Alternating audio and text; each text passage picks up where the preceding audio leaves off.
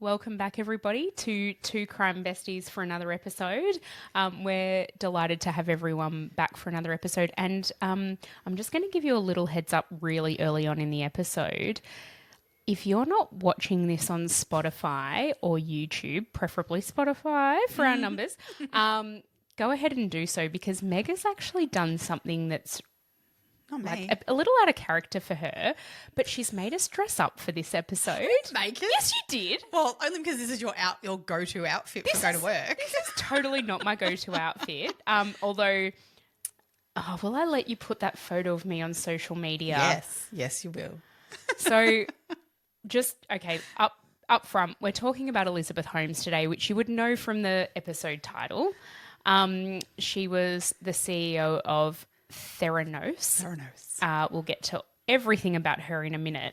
But I was at work, this was probably a good couple of months ago, and I was in a meeting with a colleague, like a Zoom meeting, and I was wearing this top that I'm wearing now with a blazer over the top because it was winter and I was cold. And at the end of the meeting, he just sent me a Teams message and he was like, he goes, "Channeling Elizabeth Holmes much? Question mark. And he'd screenshot me from that meeting. And I was like, what? And then, I've known about this story. I work in the industry. I've known about this story for a long time. But it didn't even... It didn't register no, for you it did at all? not register at all. And then, so anyway, he sent me this photo of me side by side with Elizabeth Holmes. And I'm like, I actually see what you're getting at. But seriously... bugger off, okay? Anyway, so if you want to have a look at what Meg and I are wearing... Just ignore my polka dots. It was the best I could do for a turtleneck. Well, I clearly had this in the wardrobe and ready to go. Well, yeah. So, yeah, have a look and see what we're wearing. My hair's not messy enough. I think got to get it messier for it. But it is straight. So you went to the hairdresser this week and your ordinarily beautifully curly hair has been blow-dried and straightened. Yes. And so you actually, when we sat down just before, I'm like, your hair looks... gorgeous. Oh, it hardly. looks you're really channeling your inner Elizabeth Holmes. Hang on, let me channel her a little bit more. Hang on, wait. We're really on the cutting edge of technology. That's not bad. I I don't even know how to make my voice baritone. Like they're just loud is all you can do. yeah, I can do loud. No worries. No, she's got to go deep and low. I don't know how. Anyway, we can talk about all this later. Anyway, how's your week been? Tell me everything. What's been going on? Well, school holidays. So I've been living life. Although I was at work all day today. So hey, me too. Yeah, so much for the you get all the school holidays. Well, sometimes we don't, but that's all good. I've been busy, but good busy, fun busy, I guess. Yeah, running around and doing all fun stuff. What about you? Well, this holiday gallivanting around, I tell you what. Yeah, well, we're back to reality after our holiday. This week's just been sort of settling back into work and I don't know, it's been a nice week. The kids, as you said, are still on school holidays, but they've needed a few down days, so they've had some time at home, spent some time with both sets of grandparents, which has been lovely. Mm-hmm. And tomorrow I'm taking them to the driving range to let out frustration and energy, and we'll see how that goes. That sounds fun. It'll be good. Who's going to win on the mini golf? Yeah. Who's going to win? Who's winning, yeah. I feel like I will. Oh, totes. Yeah. It's not like I'm going to let them win. No, God, I never let them win. That's not life. That's it. If anything, my youngest would win over my oldest. Oh, really? Yeah. My oldest, he's got he's really sporty and he loves his sport, but he's more a larger ball sport kind of a kid, like basketball, footy, that kind of thing. Whereas Lucas has the patience and dedication to a sport like golf, I think. Right. Whereas Ollie would just be trying to bash the Jesus out of it. Get it as hard as possible. Yeah, I get that. Yeah. Whereas I feel like Lucas will take more technique into what he does. Anyway, I'll let you know next week how it goes if I remember. So we were just chatting before we hit record. I do have a shout out for today. Yes. So it's funny how people have come upon our podcast. Mm-hmm. one of my work colleagues who works in our veterinary department, a tractor, she came across our podcast, I think, through our socials. Right. And the other day she came into my office and she was like, been listening to you, loving it. She loves our banter at the start of an episode because we're like talking about our kids and stuff, and her kids are in their like early 20s, and so she's sort of in that next stage of her life, and she's like, it makes me really remember about what things were like when my kids were really little. She's gorgeous, and she just had really lovely things to say, so thank you, Attractor. Oh, that's so sweet, because I'm sure there's people right now going, hurry up, get through this bit and get to the case. Like, which is, I mean, you can't please everyone. You can't please everyone. But I love it. This is good fun. Yeah, Attractor also has the most beautiful accent. I just love listening to her. Where's she from? Ireland. Oh, yeah. Yeah, she's a gorgeous person, but also listening to her talk, love it. Yeah. Attractor, you have a voice for a podcast. Oh, yeah. Love it. That's so good. The other thing I wanted to let everybody know about today, we've had a few people reach out to us and want to know how they can support us, whether there's something sort of that they can help us with financially. We do not expect that at all. We would love it if you are able to like and share our podcast, write comments, subscribe. That really, really helps us, especially if you listen through Spotify. That definitely helps us reach a lot more people, or through the Purple Apple podcasting app. That also helps us to gain more reach. But we have also set up this. Now, I came across this through another podcast that I listened to, but it's called Buy Me a Coffee. So our tag for this is it's at buymeacoffee.com/2crimebesties, all one word. Yeah. And you're able to donate to us if you want to, like a $5 coffee, or there's options for doing more or doing it monthly or whatever you want to do. And we have zero expectation that anyone is going to want to do this. We are doing this because we love it, and we're investing our time and money into doing it, and we're constantly upgrading our equipment and that kind of thing. So if that is something that you feel like you want to do, that option is there. We have, as I said, zero expectation that anyone will want to, and it's totally fine if you don't. But thank you to those who've reached out and asked us for this. People have wanted to be able to support us in this way, so this is a good way. We are also looking at potentially doing like a subscription type of thing where we can offer extra episodes to subscribers, but that'll be coming, in the coming months, because we have to work out how time-wise we can manage that and all those sorts of things and what we can offer. So there's a bit more to that. Whereas this is a an easy one for us to offer people if that's something you're able to and willing to, support us in that way would be great. But yeah, as Emma said, like hit that subscribe button. That's the best way to do it for us too. So, absolutely. Yeah, not expecting people to send us money, but if you'd love to, just caffeine us for an episode, that would be very well appreciated. When I was typing out the description of it, I was like, buy us a coffee or a wine. We've got our wines today. We're actually recording tonight on a Thursday night. Normally we record on a Friday during the day while the kids are at school and it's all good, but school holidays mean that we've had to sort of alter our schedule a little bit. So it's a Thursday night. It is Thursday, is it? I've lost track of what day of the week it is. Yeah, because you're on holidays. So we're recording Thursday night, and I'm like, well, of course we'll have a wine or three. Oh, Emma, Emma's like, we'll have a glass of wine and we'll have another one and I'll top you up. So unlike Emma to do that sort of thing. Yeah. Oh, it's hours before you have to drive home. It'll be fine. I love it. It's great. We're having fun. Oh, and then it'll make for a great podcast. So. Oh, hopefully. Let us know what you think. Do you like us when we're a bit free and easy? Or? No other way you'll get me dressed up, that's for sure.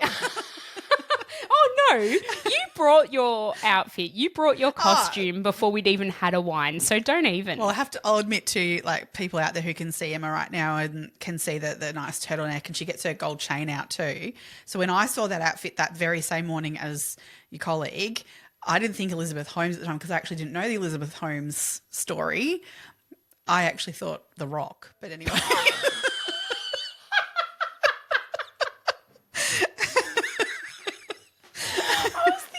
Maybe you'd think Steve jobs. Jesus, The Rock. There's a great image of him when he was, yeah. That is so funny. All right, should we get into today's case? Everyone's probably like, oh, for fuck's sake, could they just hurry up? Well, we have somewhat covered some of this case because I reckon her appearance is a fair bit of this case. Well, it is, and we'll definitely be referring to it as we go on. Yeah. All right, so let's get into it. Elizabeth Holmes. She founded and was the CEO of Theranos. Now, we're going to say... So when I read it, I'm like, it's Theranos. Yeah. But we're going to be saying Theranos because the name was derived from two words, therapy and diagnosis. So it's really not. Like, I don't know where she's pulled that from, to be honest. Well, that's what she says. I know that's what she says, but like, that's not how I would join those two words. No. But she did a lot of things that literally no one else would have done. Absolutely. So, yeah. Let's just start with the name of her company, I suppose. Yeah. So she was born on the 3rd of Feb in 1984. So she's about a year and a half older than me. Mm-hmm. She was born in Washington, D.C. to parents Christian Rasmus Holmes the Fourth. He was a vice president of Enron, which is interesting in and of itself. If you don't know the Enron story, go and have a Google because that kind of one too. It is an interesting one. Yeah. And her mum was Noelle Holmes. Now, before we got on here, I've watched a few documentaries. I've watched the dramatization of this. Her name is Noelle. I had a dream. Sorry, a bit of Wheatus for the day. But it's spelt Noel, which to me is like Noel. But anyway, she was a Congress staffer. So working in DC, I guess that's a fairly typical role that somebody would potentially have. She worked in a government organisation, and I don't really know a huge amount about her employment history. I know she definitely supported Elizabeth throughout her endeavours and was incredibly proud of her during the time, but I don't really know a huge amount. Elizabeth's great-great-great-grandfather was the, I guess, inventor or the creator of Fleischmann yeast. Now, when I looked into this was this is back in the 1800s into the early 1900s. Yeah. This was an incredibly profitable business. They owned multi-millions of dollars, which I believe in today's money would be into the billions of dollars. Yeah. But by the time Elizabeth was born, there was none of that money left. Did you look into that? Not a great deal. Just that she sort of yearned for that, that she really was, wanted to get the family back to that kind of status. I was going to say, I feel like it was family law, and they knew they had this past of being incredibly wealthy. There's not a lot of information about how that wealth dwindled. No, I don't know whether bad investments were made or whether they just spent their money or let it dwindle. I actually don't know, but I believe the company Fleischmann Yeast is still in existence to this day. Yeah. Yeah, it's an interesting one. Definitely. Yeah, no, I'm intrigued by it because I think she sort of that's what I found out about it more so was the fact that I remember a quote of hers is basically from a child that she wanted to be a billionaire, and that someone said to her, "Oh, you could be the president of the United States," and she said, "No, the president will want to marry me because I'll be a billionaire." Like it was so money was certainly something that was on her mind, but I don't know if it was money as such as more so the status of having that money, if you know what I mean, like what came with that, not necessarily having possessions, but more having notoriety. It's interesting that you say that because I know that and this is again skipping very far ahead, I know her defense at the end of this when she went to trial, that was their story. Their story was that she never wanted the wealth, she never wanted that. I disagree with that slightly with some of the research I've done, but again, we can get into that later. But she certainly, once she had money that wasn't hers, that she shouldn't have been necessarily doing with what she did, she was spending that money. People didn't know that she was spending the money, but she was absolutely spending that money. So anyway, we can definitely get into that. Yeah. So she's started, I guess, where do we start this story? Maybe when she's in college? Yeah, probably. Yeah. So from where I sort of step into where I sort of started researching from, because you definitely went further back into, I guess, who she is as a person more than I did. But in 2004, she dropped out of Stanford University. So she'd been a sophomore. I think that's how they work. It's a freshman's the first year, sophomore's like second year. So I think she attended roughly 18 months worth of her degree. So about a year and a half. Yep. So she was studying chemical engineering, and she'd already, whilst at university, had started this company called Theranos. And she had this grand idea of what she wanted to do. And she had actually presented it to some of her professors at Stanford University, which is highly reputable, particularly in that kind of realm of medical and engineering, those sorts of things. So she'd pitched some ideas to some of the professors there, and some in particular, one particular named Channing Robertson, really got on board with her and was absolutely enamored with her idea and what she was thinking she was going to do. There was other professors, however, who completely were like, that's not even possible. Getting back to Channing Robertson just really quickly, I mean, he comes up a lot. Yeah. There's a lot of characters in this story, so we will be mentioning a lot of names throughout, and we'll try our best to kind of keep track of them. But Channing Robertson... So when Elizabeth was a freshman, she desperately wanted to get into his graduate research program. And he basically said that he would never take on somebody who was a freshman into his graduate program. Yeah. She was able... look, she's an incredibly intelligent woman. She definitely had some smarts about her, but she had the smarts about her of somebody who was educated to a level of a first-year college chemical... What was Chemical engineering. Chemical engineer. Like she hadn't thought through the limitations of what she thought was possible. But he kind of was mesmerized by her. She proved herself in certain ways to him. She would, I believe she attended one of his lectures and was able to give some context around a problem or something that he'd presented to the class that nobody else in the graduate program was able to substantiate. She got that, and okay, that's really impressive for a first-year college student. But he kind of, that got him, that kind of hooked him, and then he was in hook, line, and sinker. Yeah. Whereas there was a female professor that she was trying to, get on board with this, who had far more experience in the, realms of... I think it was micro, and it was also microfluidics, this particular professor. Right. So Elizabeth, you just said a word that it just went, what? Elizabeth's idea to start this company, she had this idea of basically being able to provide pathology testing to people using a drop of blood. That was her whole sort of idea at the start. And this particular professor, do you have her name written down? I just checked and I don't seem to have written it down. Anyway, she was very involved in a lot of things further on as well when the company came crashing We down, can actually pop her name in the show notes maybe. Yeah.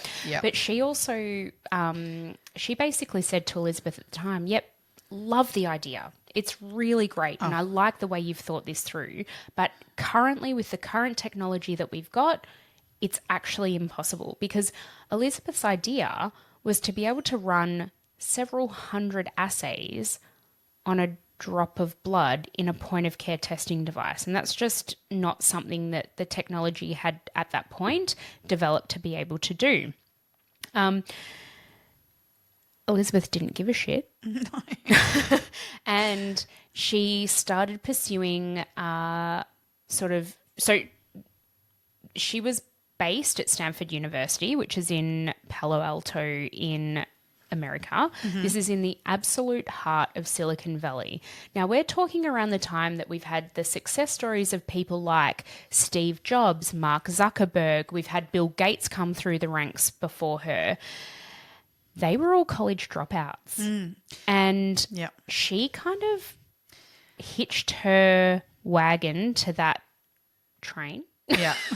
And she decided at the point where she'd been in college for 18 months that she was going to drop out because she says she was spending her whole life, you know, talking to VCs, to venture capitalists, to try and gain funding for this idea of hers, which, you know, at the time it sounds amazing, but she had no way of kind of figuring out how she was going to meet this end. She just had an idea. It was an idea with no actual forethought of like, how do you achieve it? But she hadn't yet proved that, that this was even possible. She hadn't even gone through that yet. Yeah. What I find really interesting, so I did a bit of a deep dive into how VCs work in terms of venture capitalist, how startups, and I mean, Silicon Valley, it's the home of a startup. Yeah.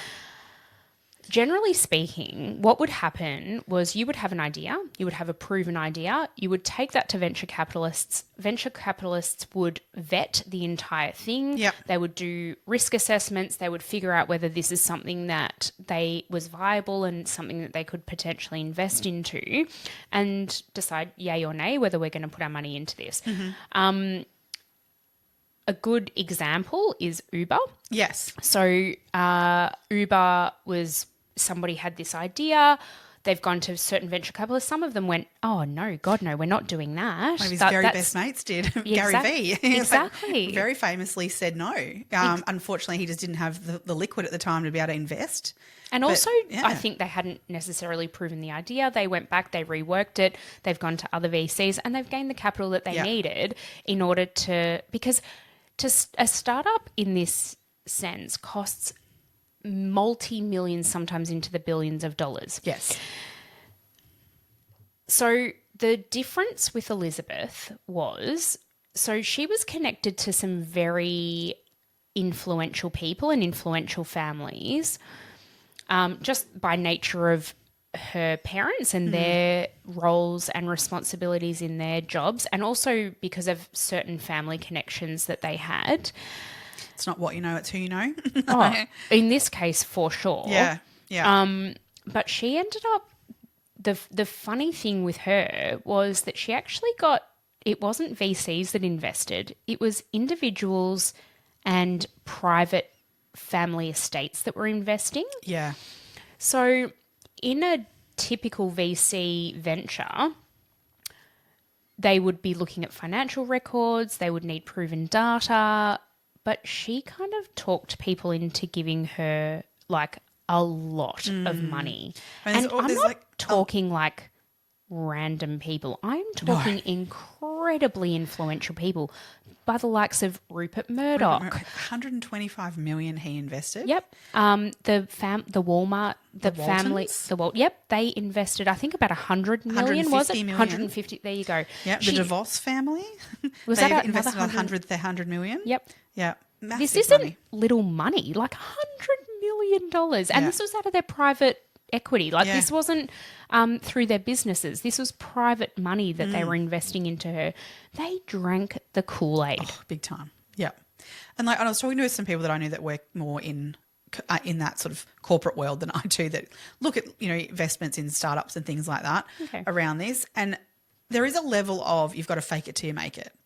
Kind of thing, because you haven't got the money to produce potentially a prototype or anything like that. So you've got to get money to be able to do that and to be able to, get to where you need to have that you've got the actual product. So you do have to sort of fake it till you make it in that sense. But hers was next level, fake it till you make it. Like there was, it's there's a point where it gets a bit insane in terms of faking it till you make it. And that's where she's pushed it too far. Well, she's had an idea. Yeah. Which is really far out from where reality lies, and she's run with it. Yeah, well, because I was going to ask you exactly that in terms of like what her idea was. Micro sampling is what apparently she was looking at in terms of using this very small amount of blood to be able to do hundreds of tests on that one little drop of blood. I'm all for like not having to have my blood drawn. I hate needles. I mean, the idea of what this is. This is what she says is her motivation. Yeah. Is her mum's scared of needles. She's scared of needles. She doesn't like having to have blood drawn. Yeah. Look, at the end of the day, to me, a venipuncture is a minimally invasive procedure to have a venous blood sample drawn. But then I look at, you and I both have kids who've had to have blood tests, and it's not something that you really want to have done for your children. I get that. Yeah, I mean, I've been through IVF and having blood tests done on a very regular basis. I mean, having to go back again and again, like it's when you're having it like that, especially. I mean, I hate needles. Hate them.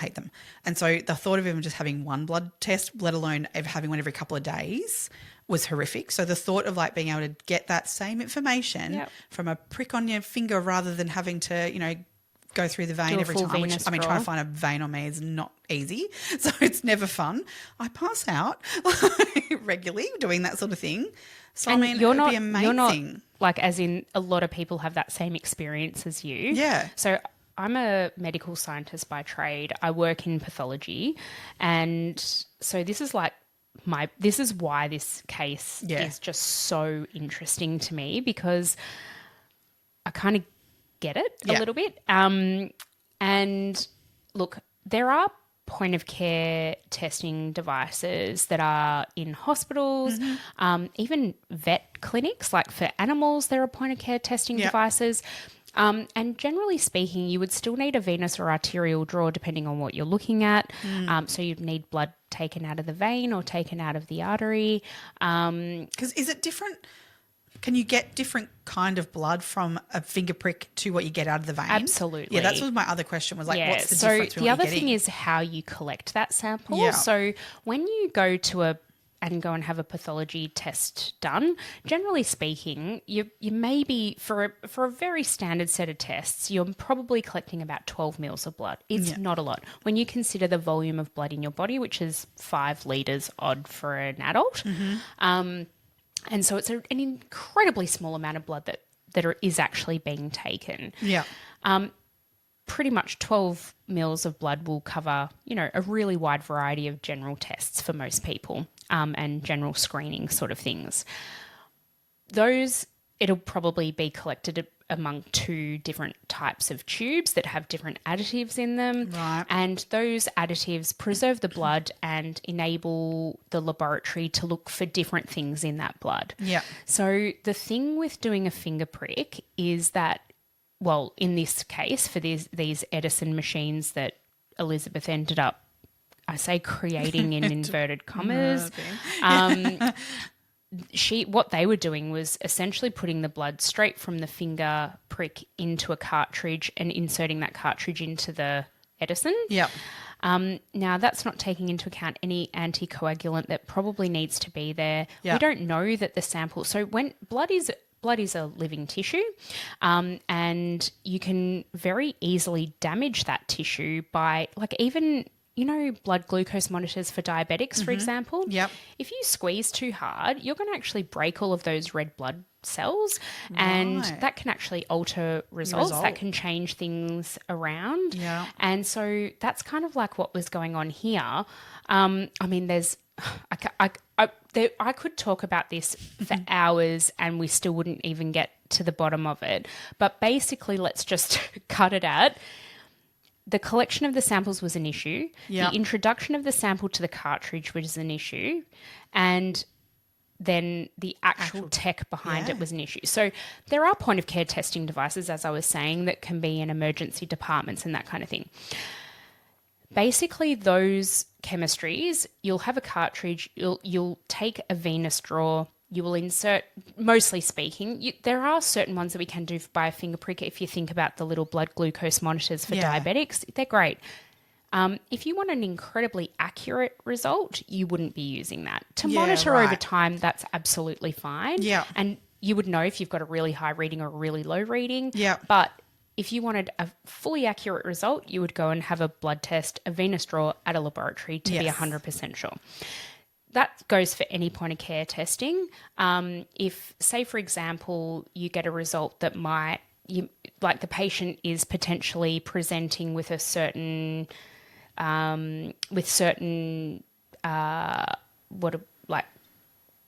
symptoms, and the result from point of care test might be like, oh, that doesn't really match up with what we're seeing.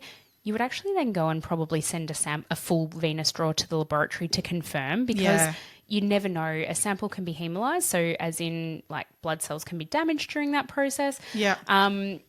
So anyway, this is probably getting really way too complicated for people, but there are reasons that this just probably wasn't going to work, and it's certainly one cartridge isn't going to work for hundreds of blood tests. Yeah. There are cartridges that I think the most that we could do in a point of care is probably about 12 different chemistries. It's not a lot. Yeah, which I think is what she got to. Yeah, she got. I believe that's about what she got to. Yeah, and that's using a venous draw, not using a finger prick. Yeah, like as in a lancet from your finger. Yeah. And what she claimed to be one drop of blood. Yeah. Like, nah, man. Nah, man. Nah, man. So I wanted to hear it because, I mean, to me, that's where I don't know, this whole thing, and we can get to this entirely of like, that people were very sucked into this. And I understand it on a level of, we'd all love to not have to have needles and regularly and all these sorts of things. That sounds really easy and simple, but it ain't. But lots of people fell for this. Yeah, a lot of people did. And I get why they did, because she told people right from the get-go that they were using her technology in places that they weren't. Well, yeah. Very, very early on, she started spouting, and she did have someone on the board, and again, I can't think of the guy's name. She had a guy on the board who was very high up in the defence in America. And I've got his name. You've got his name?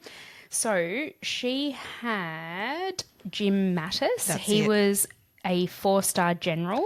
He'd retired from the Marine Corps at the time, but I believe he still had sort of like a bit of a consulting type role within the Marine Corps. But he was a 4-star general. Very well respected and knew his stuff. But not to say though, still he in his depositions and everything, he said, no, there was no use of this machine in the field.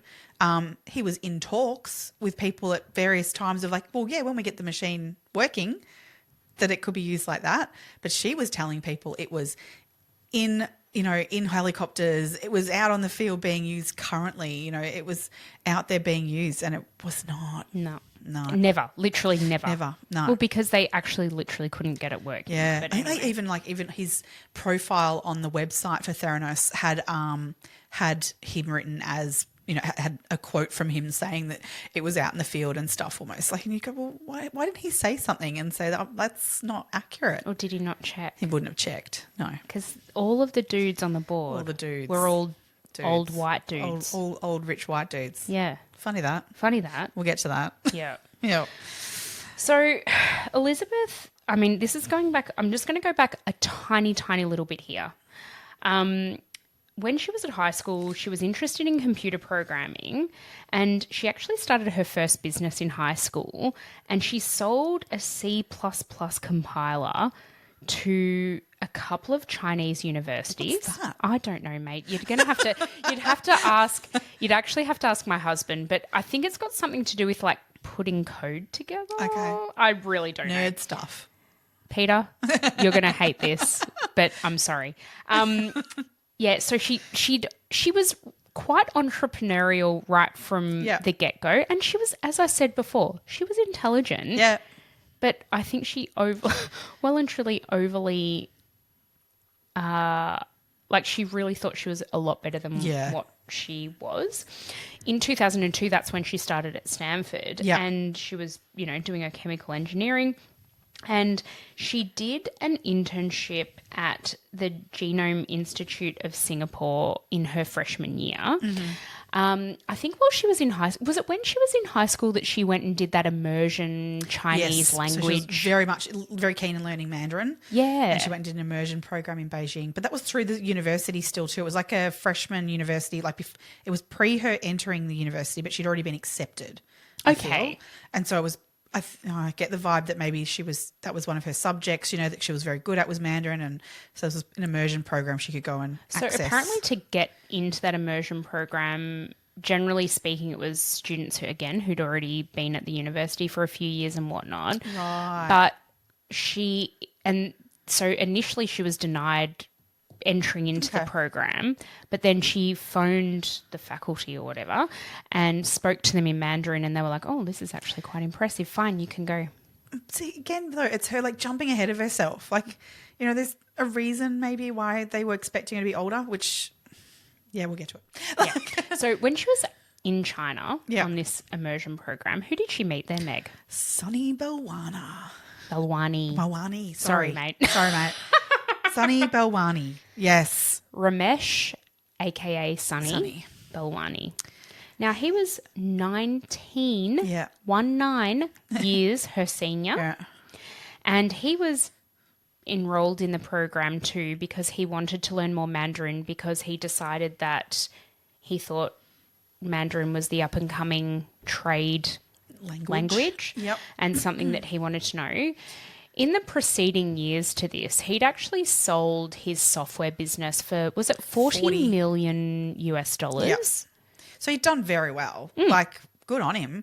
If I had sold my business for $40 million, would I be immersing myself into I'd be immersing myself in cocktails and yachts, I reckon. Yep. Yeah? Yep, I think that's fair. Yeah.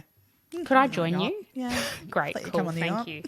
But no, obviously, look, he was driven to do something else. He was 30, how old was he at the time? He was 37 at the time. So obviously, 37, he probably thought, well, he could do whatever he wanted. He had $40 million under his belt. Yeah. And he obviously decided that this was something he wanted to throw himself into.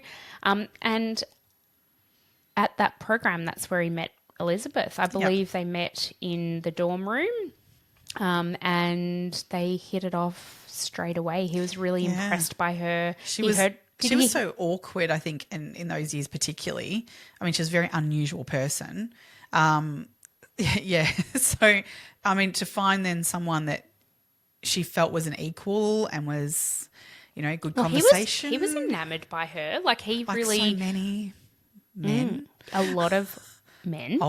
Older men were really enamoured by her. Yeah. You're absolutely right. But he was obsessed by her in a way. Like he doted on her. And I feel like he kind of almost took her under his wing to start with. Look, whether or not it was an attraction that was altruistic or not, well, I guess we know it probably wasn't in the end. But then I find their relationship so weird. Oh, beyond weird. Actually, it was in the movie, and I don't quote it that this is actually something that's factual that was said for that reason, because it was in the movie. But of what I know of Elizabeth, I feel like this is fairly accurate. Maybe it wasn't actually said, but it was definitely the vibe of it. Yep. And she said to Sunny, I don't feel like other people feel, but I love you. Yeah. And I'm like, there it is. There's that's what it is. She knew that she felt differently about him, but whether or not she had an ability or has an ability to love someone, I don't know. I think this plays a lot. I think what you're saying now plays a lot into her future relationships too, which again we'll get to at some point. Yeah. So she's started this company. She's dropped out of Stanford 18 months into her degree, so she hasn't actually finished anything. She's asked her parents to invest into Theranos the remainder of her college tuition money, which I believe was somewhere around the $200,000 mark. Would have been a fair bit of money. Can you even believe how much it costs to go to college in America? I can't even. Obviously their college system is so different to ours. Yeah. I don't understand it entirely. No. And Stanford's a very well-respected university. But still, I look at then like the equivalent here would be, say, Melbourne University, which is very well world-renowned. But it's not that kind of money to attend. I went there. Only the best. Yeah, no. So I don't get it. But, the tuition is just insane. Insane. Yeah. And, we've got subsidies in Australia for this kind of stuff, and I don't believe they've got that in the US. No, I don't think they've got anything equivalent to like our HEX sort of system that we have here, do they? Yeah, I don't know. Help, I think it is now. But yeah. Yeah. So her parents, I think, reluctantly agreed to invest it because I think they figured, oh, well, she's dropping out. And by this stage, she'd actually had some backing from certain financial investors as well, but she needed more money. I think she had little bits and pieces of money coming through, but she needed a significant amount of money to start developing this idea, which was to develop a point-of-care testing device that used a drop of blood to potentially analyse hundreds of chemistries. Yeah. She hadn't developed how this was going to work yet. She certainly had no tech. She had no hardware to support what the claims that she was making. Yeah. And yet she somehow managed to get lots and lots and lots and lots and lots and lots of money from people. And also employed some incredibly impressive people. A lot of ex-Apple employees. Because you know what gets me about the Apple employees? So sorry to interrupt, but what gets me about the Apple employees is that a lot of them had shares in Apple that hadn't vested yet. Yep. So if they left the company, they'd lose their shares. They gave that up. So the Apple designer she employed to design the Edison, she lost 15,000 Apple shares, which I believe was worth hundreds of thousands of dollars. Oh, yeah. I can only imagine how much that would be worth. Yeah. It's insane. It's insane. But they did all, like, they believed in her.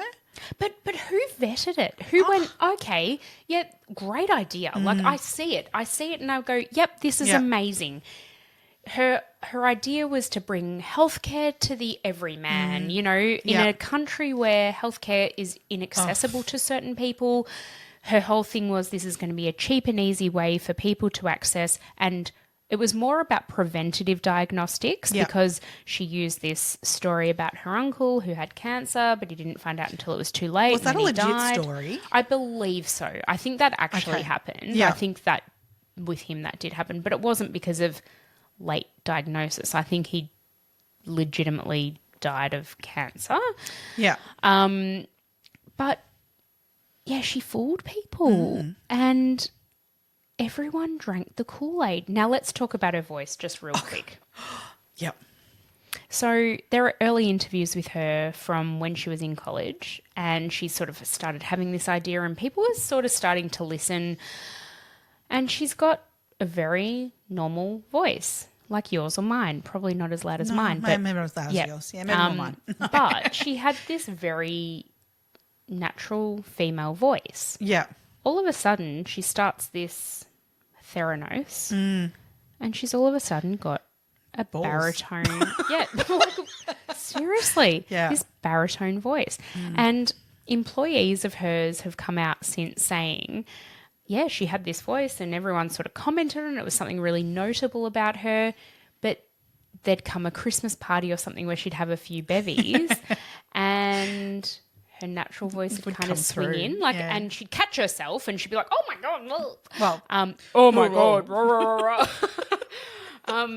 But, yeah, she really put on a voice. Like, that blows my mind. What was she trying to portray? I think she was trying to portray that she was Steve Jobs. And that she was a man, that she could hold her own in that world. But she relished in the fact that she was a woman because she was, she was on like one of the Forbes, top she was self-made female billionaire. Sorry. Yeah. But at the same time, she was very masculine in the way she even sat and held herself. And then there was the clothing. I mean, she only wore black. Eventually, this all came about. This wasn't who she was when she started this. This was, 2006 probably. Like 2004, she dropped out. This sort of really kicked in around that 2006-ish mark, where she started becoming like this caricature. It was like, she's got to become the role of this person that's running, this company in Silicon Valley and the CEO, founder sort of person. It's like she didn't know how to do it, so she was like, well, I'll be like Steve Jobs because he did it. So I know I can copy that. Yeah. And that's what I think she did. I think she copied what was already there because I don't think she actually knew how to be that herself. Yeah. I think that's where, like, I don't know, I said this personality disorder sort of seeping Oh, through. absolutely. Like Yeah. when I was looking into this, like I actually listened to, it was a really short interview with a psychologist who hadn't evaluated Elizabeth face to face, but had obviously looked at everything sort of, and was like, well, yes, there were certain characteristics in her that point to narcissism. To her, image was everything. Yep. It didn't matter what was going on behind closed doors as long as what she was putting out into the ether was all great and amazing, and she like everyone loved her and adored her and thought she was amazing and thought she was this you know that have you listened to that interview where Bill Clinton interviewed her? Yes. And he says to her, tell us how old you were when you started your Theranos. And she goes, I was 19. And like she's like so proud of herself that she was 19 and she did this, you know. It's to me she wants that's to be her like legacy, that, you know, someone who dropped out of Stanford. Who needs Stanford? I'm way better than that. Like Steve Jobs didn't need Stanford, Bill Gates didn't need Stanford, Mark Zuckerberg didn't need Stanford, so she just figured she didn't need Stanford. Yeah. But I'm sure there's plenty. I mean, I haven't got it in front of me, but I can tell you the list of there'll be a list of names who have been all the way through Stanford that will be very impressive too. Absolutely. Like it's not as if those outliers that dropped out. But that's what they are. They're outliers. Yeah. Because generally speaking, in order to succeed in a field like this, she should have actually probably undertaken a medical degree, specialised in pathology, looked into chemical engineering, microfluidics, whatever she sort of was what path she was going down, and then maybe she would have had the knowledge to go, oh, maybe this won't work. Maybe I need to rethink it and have an idea. Or but maybe she could have cracked something else along the way. Totally. I find it really ironic that she called the machine the Edison for this exact reason, because Thomas Edison is so well known for having like thousands of patents that didn't work. He actually was quoted as saying, I have not failed. I've found 10,000 ways that it doesn't work. That's Edison. He is. And so then she goes and calls her machine that, which it's failed way more than 10,000 times. Absolutely. I mean, the way they talk about it, they would try and run an assay more than that. Like, they would try, not change anything, because they wouldn't. They'd just try until they maybe got one that worked or one that kind of got there. And then they would hide all the data that didn't show They were positives. cherry picking what worked and what didn't. Yeah. And they'd be like, oh, look, we got a vitamin D result that was akin to that of a lab test. Yeah. But then you wouldn't see the other 10 or 100 that actually failed. Yeah.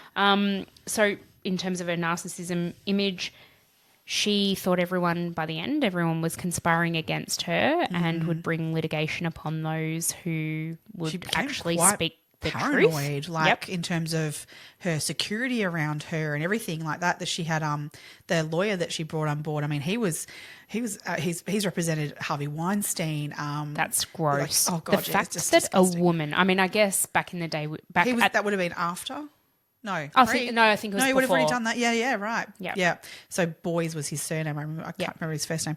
Yeah. But he was an interesting character in himself. But he was the one who sort of advised her of, you need to be protecting everything. And she used that to her advantage as well to hide that things weren't working, because she would basically tell anyone who wanted to know more, oh, we can't share that with you because that would be sharing our trade secrets. It's proprietary information. And then, like, the fact that she portrays this low voice and this baritone, that also plays into the narcissism aspect, because she's putting across something that's not actually her, not actually true. Yeah. Oh, it blows my mind. It does blow my mind what she actually thought that would do for her. And why? Like, what? Exactly. What was that going to achieve for you in this grand scheme of things? Like, I really don't get it. No. At the height of Theranos, it was valued at over $9 billion on paper. Yeah. On paper. Yeah. But still, I mean, that's a legitimate valuation at the time. Absolutely. And her herself was worth $4.5 billion Yeah. on paper. Yeah. Did you read about how at some point, like when the company was kind of starting to, things were starting to be revealed and things were going down, people were losing their jobs and whatnot. She decided that at that time that she'd pay herself an extra $200,000 a year. Oh, I didn't. Because she needed to fund her private jet. Oh, I didn't even know she had a private jet. Well, I don't know that she owned a private jet, but she certainly used a private jet service. Is that so her and Sonny could rendezvous without anybody knowing? Oh, that's yuck. I hope not. Yuck. Because that was the other thing with that, their relationship. So he came on board into the company officially in 2009. So he came in as, well, because things were starting to get questioned already in 2009. So much so that the board were going to oust her as CEO. Yep. Keep her on, obviously, because they were all still wanting to push on with this. But they were basically going, nah, you're not capable of this. You're too young. You can't do it. So the way she got around that was saying, you know, like, no, I understand that. I hear what you're saying. So what I've done is I've gone and reached out to my mentor, Sunny Balwani, and he's going to invest. Who I'm sleeping with, but no one knew But no one knows. Shh. I've reached out to him, and he's said that he'll come on as COO and also invest $20 million. Now, just quick. Just dangle the carrot. Just real quick. He had no medical training. No medical background. He had no pathology experience, no laboratory experience, and yet he's coming as the COO. Interesting. Yeah, and overseeing the labs. Yep, overseeing. That was his role. That was his role. Just real quick, the board members at the time, Henry Kissinger, he was probably the most famous former US Secretary of State. Yep. We've already spoken about Jim Mattis, who was the 4-star general, retired from the Marine Corps. George Shultz, who was another former US Secretary of State. He also during Nixon. Yeah, during the Nixon exactly. Interesting in and of itself. We should do an episode about Nixon, actually. I just literally thought the same thing. I'm like, let's do that one. Yeah. He actually lived on campus at Stanford at the time in residence at the time. We'll also get into certain family members of his that are involved in this story very soon. There was Richard Kovacevic, who was the CEO of Wells Fargo. William Perry, who was another former US Secretary of Defense.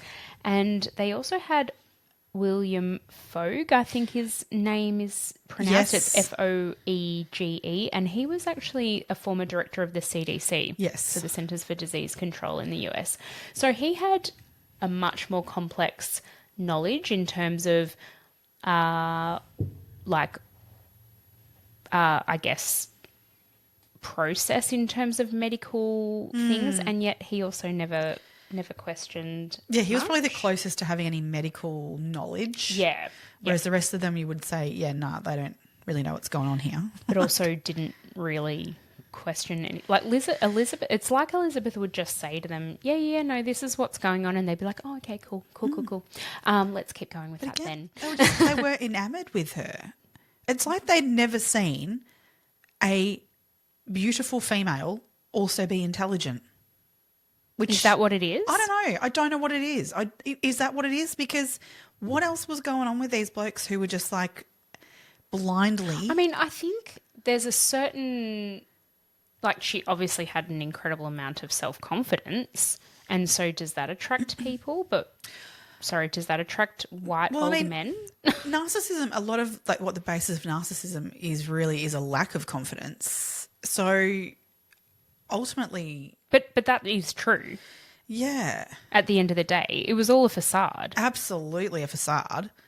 But they bought it's so like they would have done anything for her. But she also told them whatever they wanted to hear. It's not like she was board meetings would go like for hours and hours and hours, and she would just talk. About what though? I know.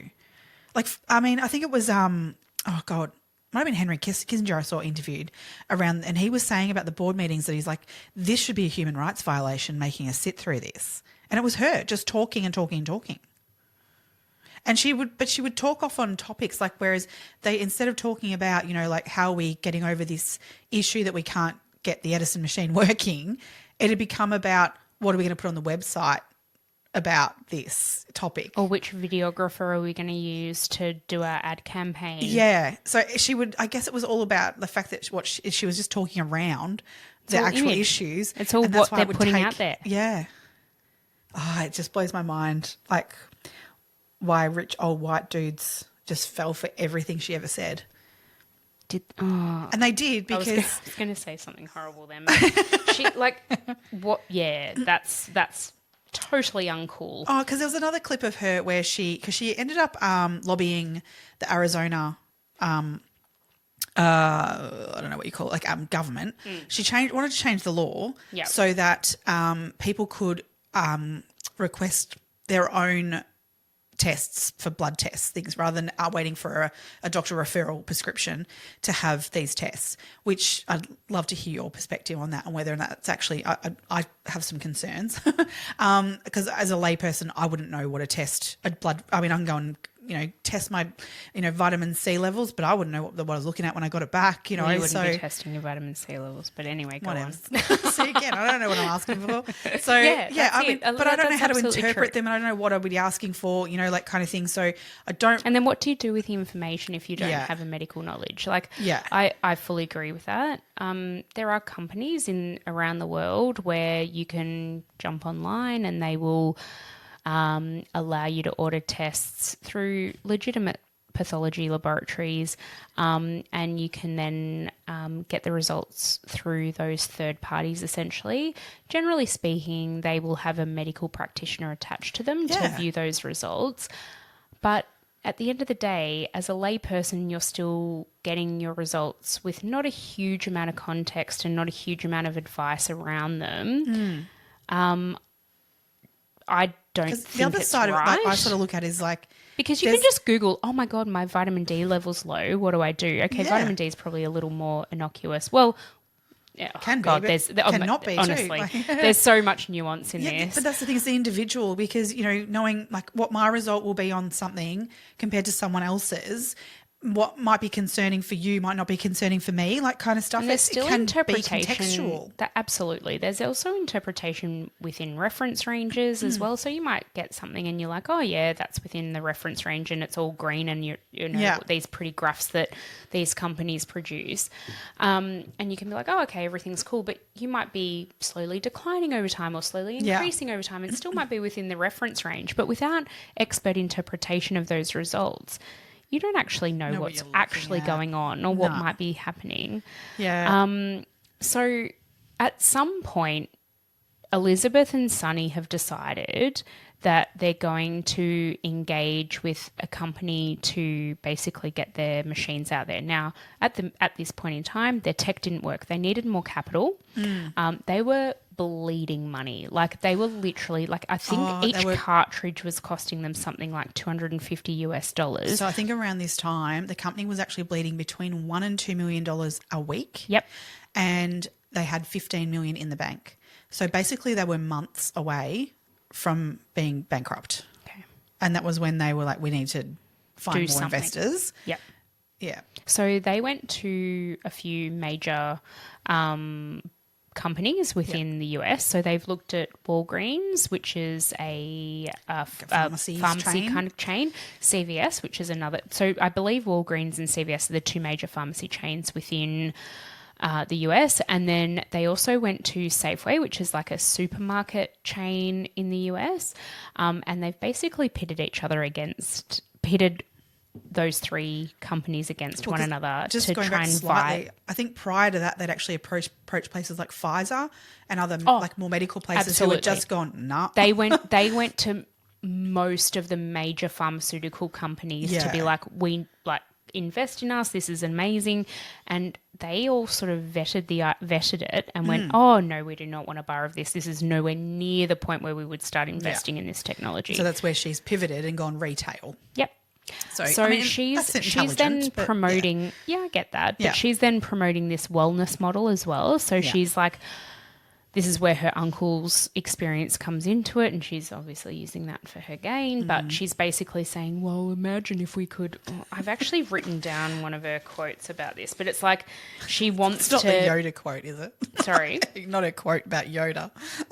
No, it's not. Why would you think it's a quote about Yoda? Oh my God, yeah, she had it written all over her wall in her office. Her Yoda quote that she absolutely loved. What was that? I didn't even know about that. Do or do not. There is no try.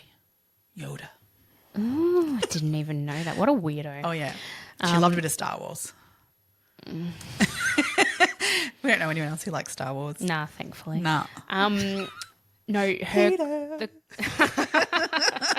Oh, he'll love that his name's made it into this episode. She. Now I've lost my train of thought because now all I'm thinking about is bloody Star Wars, which I've never seen. Don't judge me. What? I've never seen it. How have you not ever seen it when your husband is like obsessed?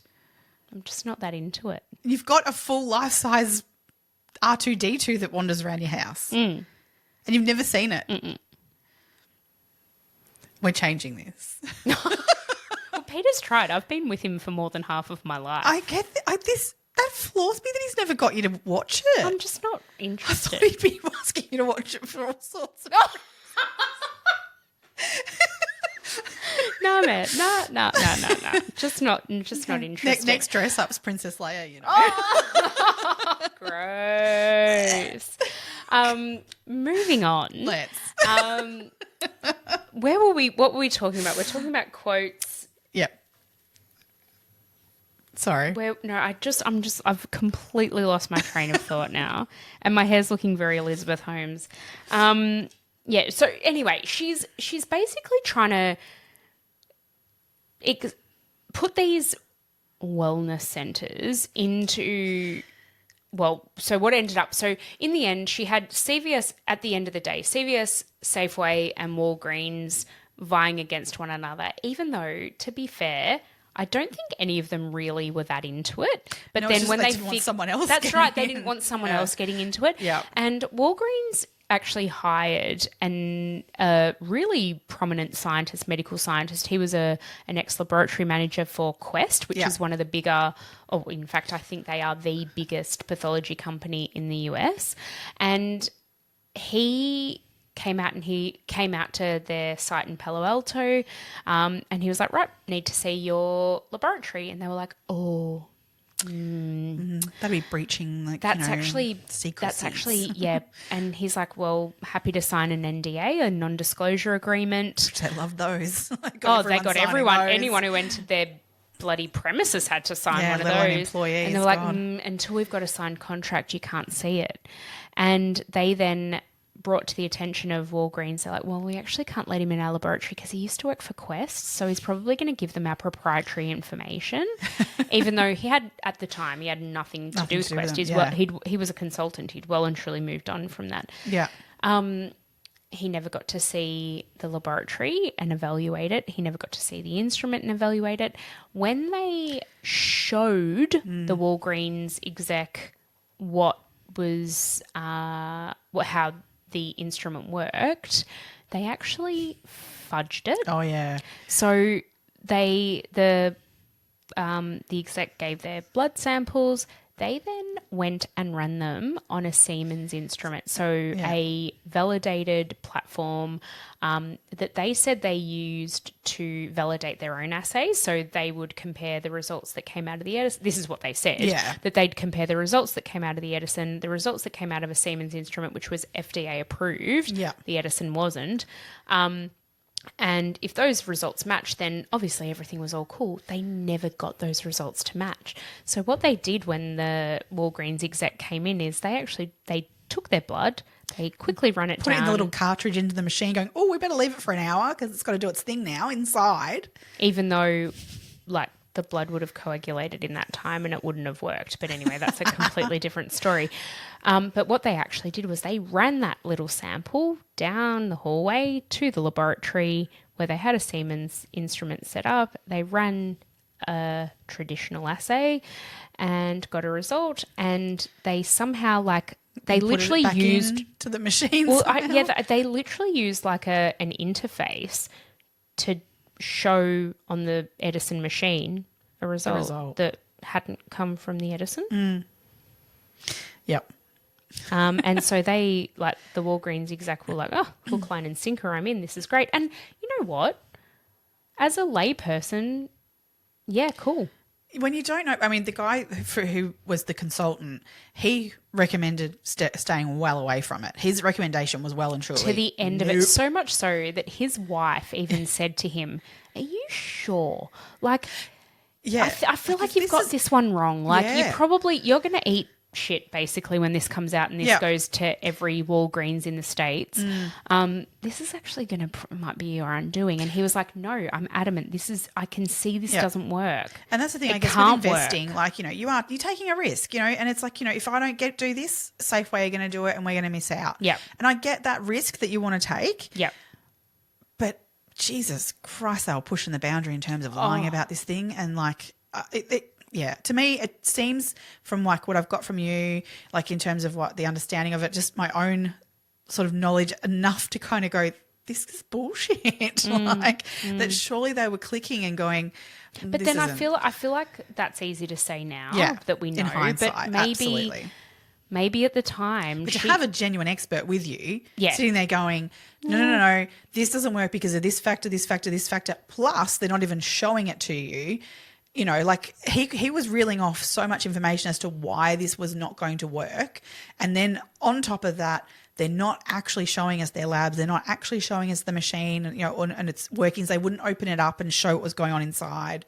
Yeah, they wouldn't. They eventually, Theranos relented because they asked for literally I think it was more than 6 months that they wanted an instrument to have a look at. Yeah. And when they got the instrument, there was tamper evident tape all over it, so they couldn't actually open it up without them knowing it had happened. And they'd signed something to say they wouldn't open the instrument up. Yeah. So they're like, okay, we're looking at a box. Okay, cool. It looks the way it looked when we went to Palo Alto. Yeah. But we can't actually look into it. So what's the point in this? Yeah.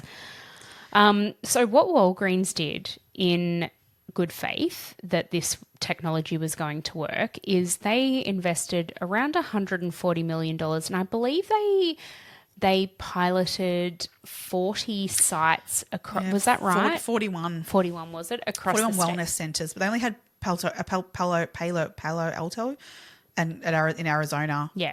There was 2 workplaces where you could have the Edison. finger prick. Yep.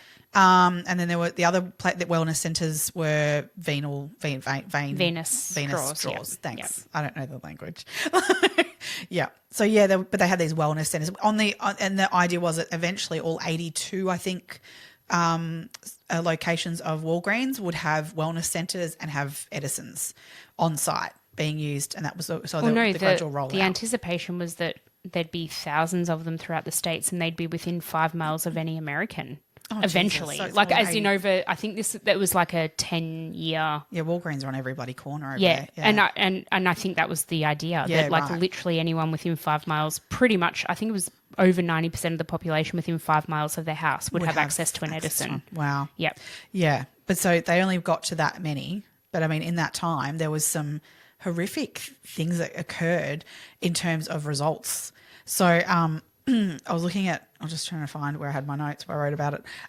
There was inaccurate results included false HIV positive results, false cancer diagnoses. Yeah, so that one was false miscarriage, indication of miscarriage was picked up too. Yeah, so the cancer one is huge. I think there were actually 2 patients that I've looked into that sort of had this experience. One of them, she had, I believe she'd had ovarian and breast cancer. At the stage she was in, she had primary breast cancer. She was in remission, and her doctor was basically, as part of the monitoring ongoing, was like, okay, you need to have an estradiol level done. Do you want to try this new lab? Like, it's finger prick. This poor cancer patient had been poked and prodded for years and years at this point. And she was like, yep, great, fantastic. So she goes off, has her finger prick done. She gets a phone call basically to say that her estradiol level was over 300. It should have been close to 0 because she was postmenopausal anyway. And the nurse at the clinic basically said to her, look, I'm really sorry, but it looks like your tumour has reoccurred. She went back to see her oncologist. Her oncologist is like, look, let's just repeat this using a traditional laboratory just to confirm the results. Yep. lo and behold. her estradiol level was next to zero. But she said, you know, for that week and a half that she was waiting, she was beside herself. Absolutely horrific. Absolutely. And a similar thing with a prostate-specific antigen for a male who'd undergone treatment for prostate cancer. A similar experience. And there was it's not like even during the court hearing, Elizabeth just basically, I don't know, it's not like she just didn't care. No. She basically was like, well, we were trying to revolutionize the world. What do you do? Like, things are going to happen. Bad things are going to happen. Yeah. It was similar experience for like the woman who experienced, she had already been through 3 miscarriages. She'd finally fallen pregnant again. And her doctor was like, since you've, this is a risky pregnancy, you need to have regular blood tests. How about we try this new Theranos, and go and get an Edison one, so you're not having to go and have the venous one done. So yeah, went and did that, and it came back saying that her HCG levels were had dropped really quickly. And so again, they think, oh God, no, this is 4th miscarriage. She ended up carrying that baby to full term and had a baby. Yeah. But I mean, the stress of that alone could induce then a miscarriage. But she contacted the company to inform them of what had gone on when it all had finally been sorted out, and that she was fine and she continued with the pregnancy. And no one reached out to her from Theranos to apologise for the miscommunication or misunderstanding or the mishap. I believe that's the experience of so many patients who've had complaints. Yeah. Yeah. It was so wrong. I mean, that's the thing. They're basically, they're working on the plane whilst it's in the air. They're not, instead of like having it, working on it, getting it right. And you're dealing with real humans here. This is the thing. And they've put it right out there to the public and putting it and testing it on actual guinea pigs out in the world. It's so wrong. According to the whistleblowers in this case, a lot of the assays were out by thousands of percentage points. It wasn't like 10%, which even that, I mean, in terms of pathology testing, you want things to be tight and, well controlled, and to know that what you're putting out is legitimate and you're giving patients and their doctors the right information to then inform treatment. Yeah. This was thousands of percentage points out on a regular basis. Yeah. Yeah. They were doing quality controls that they would then just they'd hide the evidence of it. Yeah. And it's disgusting practice. And the fact, look, okay, working in pathology, okay, I've got a different lens potentially, but Elizabeth had never worked in a path lab before. She'd never worked and known how important this stuff is to get. I mean, as a human, you would know this is really important to get right, but just how tight these controls need to be. She had no lived experience with that. Her hubris got her. She just thought she was better than all of that. But this is the thing. It was like she put out there that she was altruistic, but ultimately she wasn't. No. At all. Yeah. Yep. So by 2016, basically there was Walgreens were like, this is not on, and they shut down all of their Walgreens stores and started pulling out all the wellness centres. And so that was that for the wellness centres and for Theranos, for the machines themselves to be out in the world being used on humans. Yeah. But in the background of all of that was the Wall Street Journal article that was being written that was brought out. Was also another article by, what was his name? John Carreyrou. So he was of the Wall Street Journal. Yeah, he was the Wall Street Journal. So he his article that eventually came out with the whistleblowers who came to him, which we can get into now. Really basically blew it all up. So this was sort of, in 2016, John had a number of people come, had heard on the grapevine that things weren't great at Theranos and that something was going on. And he was trying to get people to speak up, but they were terrified because she was so paranoid. She had anyone who had raised concerns with her, she immediately fired them. And Yep. I mean, we should also speak about that in terms of Sunny Balwani as well. He was well known within the company for being a bully. Didn't they call him the enforcer? The enforcer, yeah, that's right. Yeah, he was awful. Like anyone that would approach him and say, "Hey, this isn't sounding right. I think we might need to relook at this," he would just go nuts. If he didn't fire them, they were relegated somewhere else. Should we touch on the poor bloke who? Yeah. I think that comes a little bit after this. Is so, it? yeah, it's right. worth talking about, though. Yeah. So there were 3 main whistleblowers within the organ. Well, okay. So there were 2 to start with, and then a third came later after the incident that you were just alluding to then. Yeah. So the first was Tyler Schultz. Now, he was the grandson of George Schultz, who we've mentioned previously as a board member. He was the former US Secretary of State. He was the one who lived on campus at Stanford. He invested as well in Theranos, and he thought the sun shone out of her. He saw her as a daughter, basically. She was at their house pretty much every weekend for brunch. Yeah. He was again enamored with her. Yeah, absolutely. Really. And so George had asked, well, my grandson's just on a biochemical engineering degree. He's looking for a role, and at this point Tyler was like enamored with Elizabeth as well, because he'd heard everything his grandfather had said, and he apparently met her this day. I think his grandfather invited him to the conversation and said, come and meet Elizabeth, and he apparently was so like taken with her and how she would talk about what she was doing that he was like, I want to be involved. And he's like, and he asked her, can I do an internship? Like, do you take interns in? Yeah, I'll do unpaid anything. He work. wasn't like looking to come in at, exec level or anything like that. He was like, I just want to be part of this. It sounds fascinating. And with what background he had. Yeah. So he was brought in as like an intern basically and working in the lab. So very low level. Yeah. I think it was like a lab assistant or a lab tech, something like that. Yeah. And at that time he actually met a woman who was an incredibly intelligent woman, and she is like, I rate this woman very, very highly. Her name is Erica Chung. She I think she graduated like top of her class. She did a similar degree. She did a double degree, I think, actually in linguistics. I think she was quoted saying, I saw that it looked really difficult doing chemistry and biochemical engineering, so I thought I'd have a go at that. Yeah.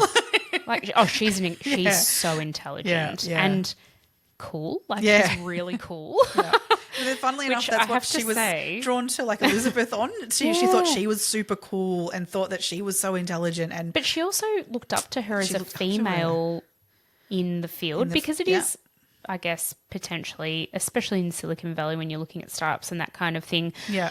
It's a male-dominated sort of field, potentially. And she looked up to Elizabeth as a young female entrepreneur who had these amazing ideas, and so she had her selection of jobs at the end of her degree, but she decided to go and work at Theranos. That's where she met Tyler, and over, I think they were there for a couple of years, was it? Or about a bit over that long, yeah. No, I think Erica was there 8 months. I think it wasn't even 12 months, no, it actually. wasn't long. It didn't take them long to work out this was not what they thought it was. No, and they were being asked to do things that ethically they were not comfortable in doing. Yeah. And when they raised concerns that eventually got to Sunny, they were absolutely reprimanded. Yeah. Yeah. Well, they were basically like, stay in your lane, do your job, don't question what we're doing. Yeah. Yep. Blah, blah, blah. Yeah. Well, Tyler as well, because he had that personal relationship with Elizabeth, and she was in his home, his grandparents' home and things like that. He had a conversation with her personally and like to try and suss out, well, do you even know what's going on, that this is not working? And he put it to her of a few things, and he worked out that, she knew 100%. Of course she knew. And so that was when he was done. Like, it was like, I think he was on the fence in terms of like, look, if this is all happening beyond her and that she didn't understand this, that maybe him bringing it to her would be like, change will happen. But when he worked out that no, she was fully aware and that there was not going to be any change, that this was how it was being run. And that was that. He was like, oh, no, stuff this. And this is where he and Erica, who worked closely together, decided to whistleblow, because they were like, this can't keep going on. No. They're trying to silence us. We'd have nowhere else to go. Tyler did go to his grandfather and tell him about it, and he basically shut him down. Yeah. So this is brave as anything. He's gone and spoken to John Carreyrou from the Wall Street Journal, knowing that he was compiling this already. He'd kind of reached out to certain people within the organisation, and he was basically a whistleblower along with Erica at the time. Yeah. And the first article that came out from John Carreyrou was... it was a bomb. It was a big bomb, yeah. And the next day, Elizabeth came out. This is one of her very famous quotes that I'm sure if you Google her, the next day she was interviewed on one of the morning talk shows, I think it was. Yeah. And she said, this is what happens. First they say you're crazy, then they fight you, then you change the world. Sorry. First they say you're crazy. And she's like always nodding and like really trying to get people on board and people to like emulate her behavior. And there's no truth in any of what she's saying, and she knows that at the core. Yes. Anyway, as time went on, the articles came out more and more, and it was pretty bloody evident to everyone by the end of this, to most people. Yeah. Not to everyone, No. to most people. Yeah. That this was an absolute farce and everyone had been taken for a ride. And investors had lost their, I think in the end, their investment takings was somewhere in the $5.8 billion mark. Jesus Christ. Yeah, that's insane. Mm-hmm. Wow. Yep. God. Yeah. Yeah. And they had literally nothing to show for it. Oh, God. Yeah. So, yeah, in 2016, I'm just checking what I've got here. Sorry, 2015, even when the Wall Street Journal article came out. Yeah. She sort of basically again tried to pivot. Rather than like shut it all down, she still stuck to her word and going, no, like that's all wrong. It's all false. She kept, really digging her own grave a bit. And like she made comments at this time that really did come back to bite her in the ass because she really sort of dug down and was like, no, like my machines are in helicopters out in the field. And like she really went into it. And Which was never true, by the way. And kept saying about this, this few drops of blood and things like this are going to be able to what I can test on. And we can test up to 300, tests. Analytes, So the actual quote that she came out with as well was that she called the journal's reporting factually and scientifically erroneous. Just like her tech.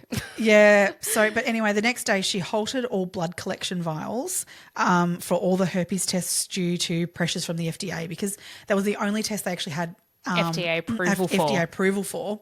I can just imagine them all in that office yelling out, we've got herpes. So excited they actually got one out of the 300 they want to do and they got herpes. Well, she actually promised to her investors that she would get over 1,000 analytes working off a drop of blood. Yeah, yeah. That was her big picture promise, and they could barely get one. Mm-hmm. Yeah. Bloody hell. I think it was a week later after the journal article. In Laguna Beach, was when she we know what we're doing and we're very proud of it, was what she stated. So she was doubling down. But amid the criticism of Theranos, they actually did a massive shake-up of the board, and they eliminated Henry Kissinger and George Shultz as directors. They moved them to a new board of counsellors, and the company also formed a separate medical board. So I guess it was kind of like trying to show that they were doing something to make changes to improve what they were doing. Yep. But it wasn't changing the fact that this tech didn't work. Yeah. Like, ultimately. Can we just really quickly get back to the laboratory director? Yes. What was his name?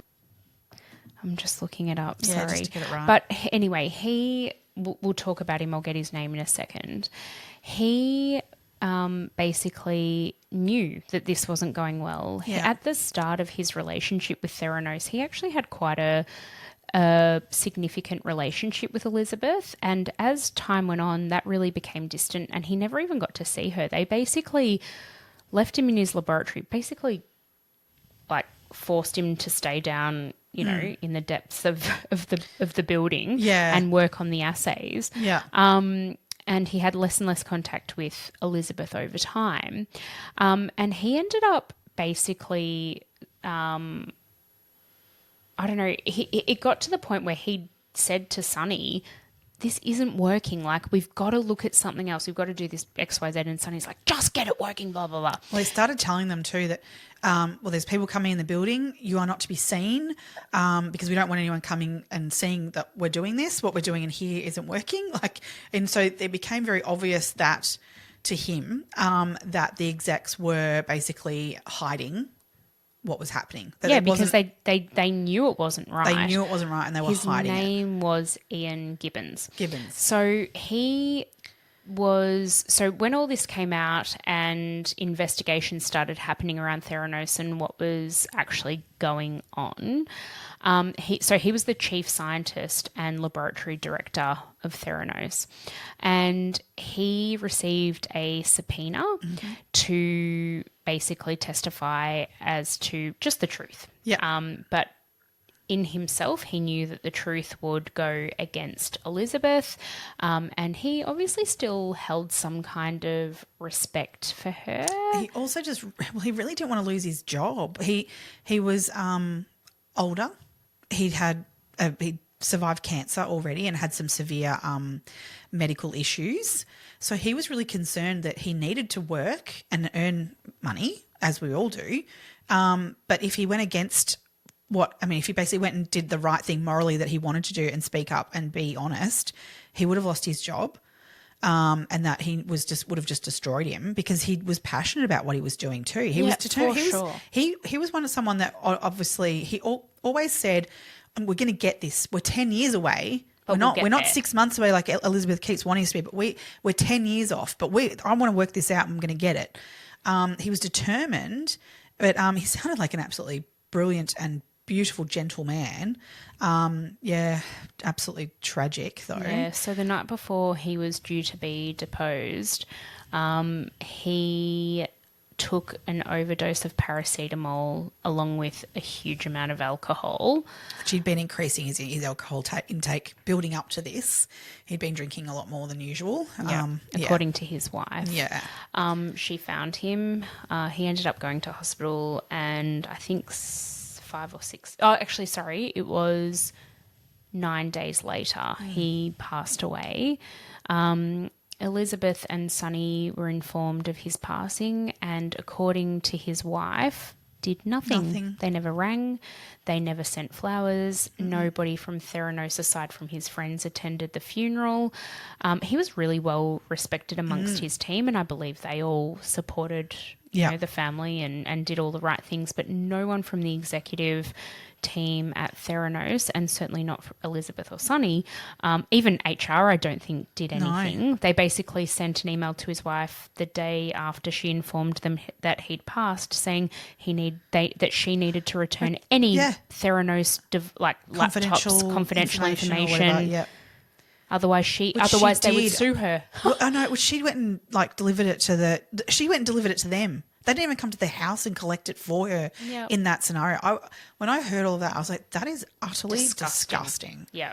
I would have just told them to shove it as far as you can. You can go and get. No way. Yep. So when I was thinking about this case, and I'm like, we've never done a case where, so far, we've never really done a case that's not based around murder and death and that kind of thing. But I'm like, when you look at Ian, absolutely, sure.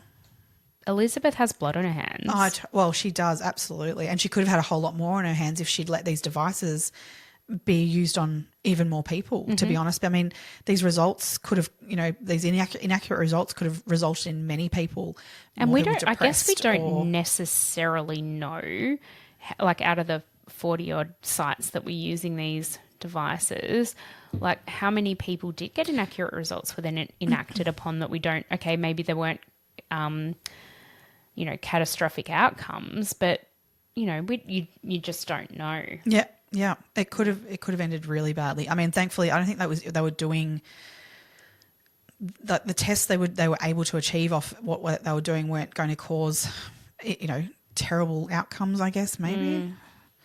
Could have, though. I mean, if it had gone on any longer, it could have been way worse, that's for sure. Yeah, for sure. I'm just really conscious of the time because Me we've been going for a while. But let's just really quickly wrap up with the trial. I mean, there's guys, as we say always, there's so much information out there. There's a really great long-form podcast called The Dropout, which you can go and listen to. There's a dramatization by the same name with Amanda Seyfried, who plays Elizabeth Holmes. She does an amazing job. Absolutely go and check that out as well. That's that's a really good series. A documentary that I watched was called The Inventor, which was really great too. Like, so you get a lot more of her voice and so there's that's really interesting too, because that's you see the real people, not the and if you're looking for a really quick little adjunct or like addition to what we've been talking about today, there's a 2020 story about this that goes for a bit over an hour. You can find that on YouTube. Also really informative. So Elizabeth and Sonny break up around the time that Theranos is dissolving.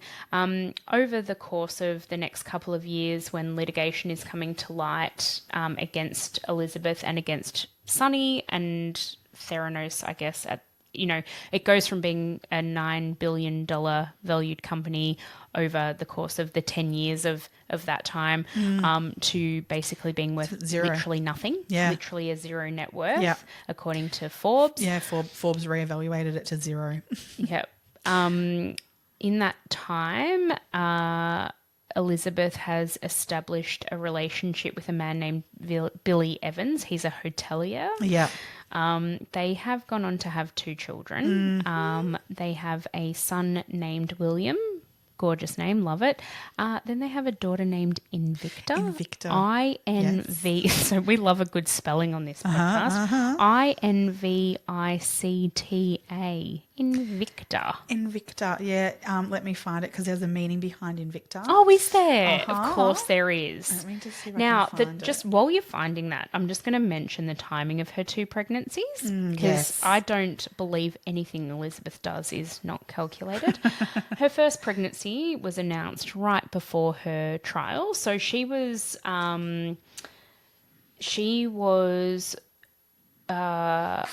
convicted in the end of 4 counts of defrauding investors.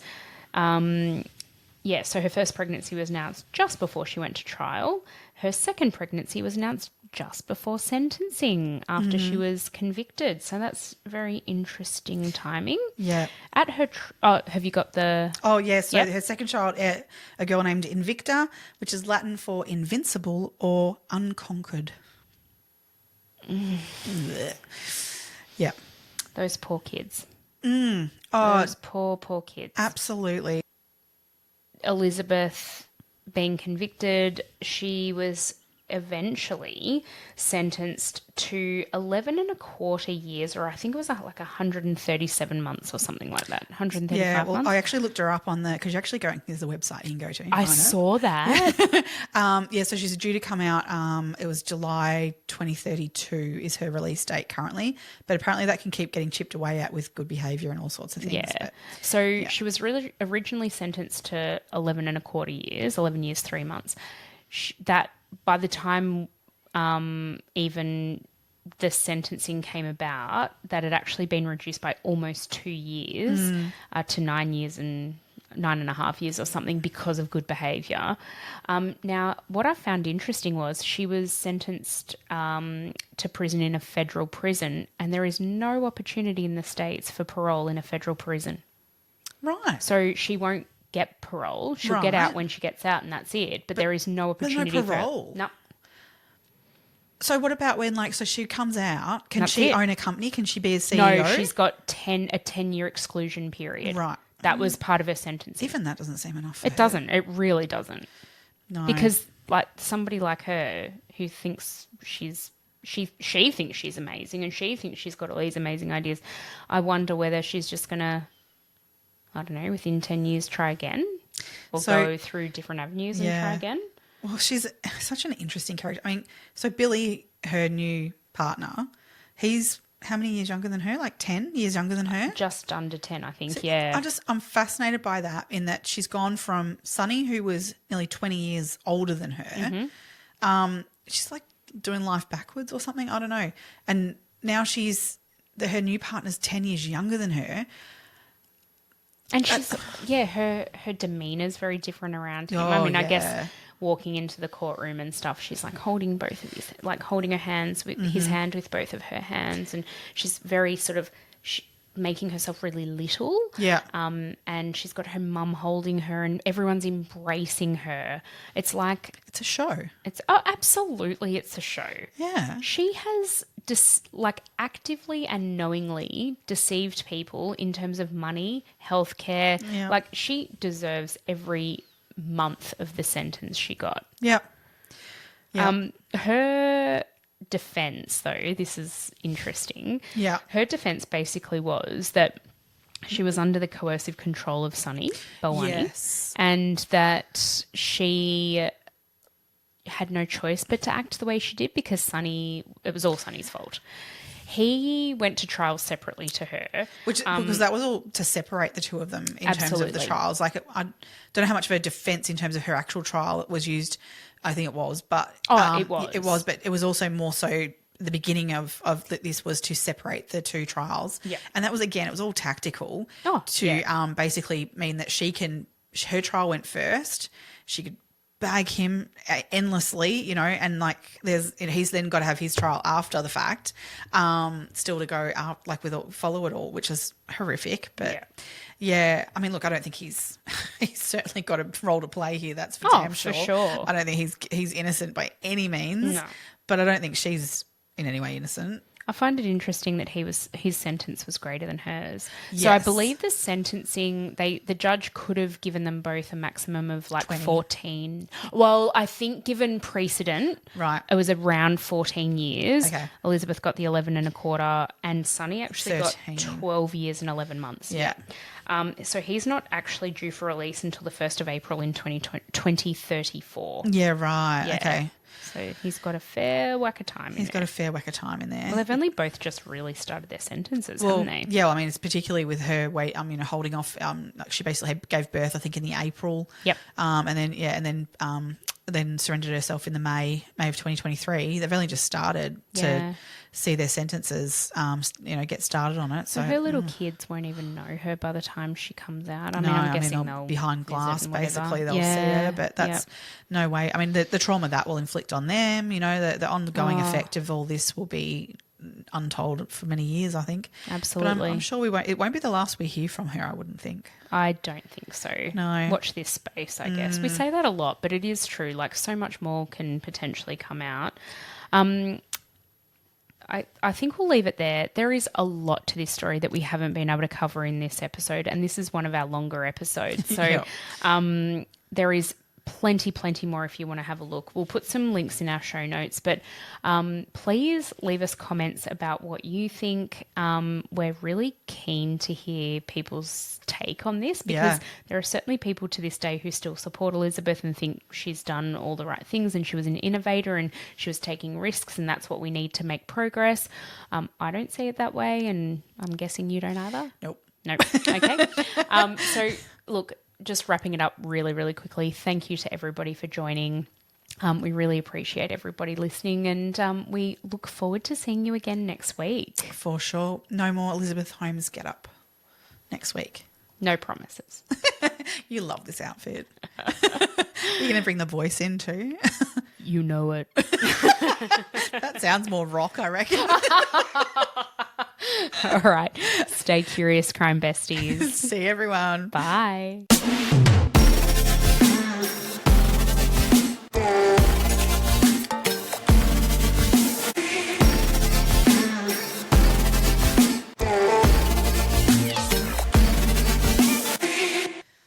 Okay, so here comes Peter's favourite part of the day when we do He our lives clap. for it. Oh, And we don't loves do it, it. but we don't do it together. Is that right? We do one separately. Correct. You go first. No, you go. No, you go. Oh, God. Oh, Emma. I got caught up. Shit clap. That was a real shit clap. Can't get anything right tonight. Oh, God. All right. Are we ready? I think so. Okay. Who's going to start? Oh, you do it. Okay. Go for it, Elizabeth.